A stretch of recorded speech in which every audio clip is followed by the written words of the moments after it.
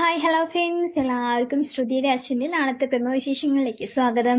അപ്പോൾ ശ്രുതി അറിയാതെ അടിച്ചതാണ്. അതിൻ്റെ ദേഷ്യത്തിൽ നിൽക്കുകയാണ് അശ്വിൻ.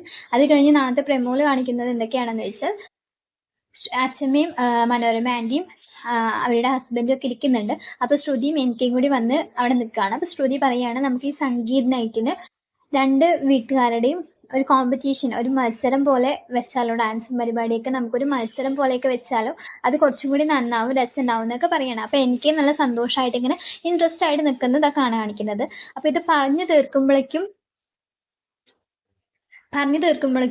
അശ്വിൻ അവിടെ നിന്ന് പറയുകയാണ്, ഇപ്പോൾ ഇവിടെ പറഞ്ഞ പോലത്തെ ഒരു പരിപാടിയും സംഗീത് നൈറ്റിൽ ഉണ്ടാവില്ല എന്ന് പറയുകയാണ്. എന്നിട്ട് ഒരു പരിപാടി ഉണ്ടാവില്ല, അത് നല്ല രീതിക്ക് നടക്കുന്ന ഒരു പരിപാടിയാണ്, അതിൽ ഇവള് പറഞ്ഞ പോലത്തെ ഒരു പരിപാടിയും ഉണ്ടാവില്ല എന്ന് പറഞ്ഞിട്ട് അശ്വിൻ കയറി പോവാണ്.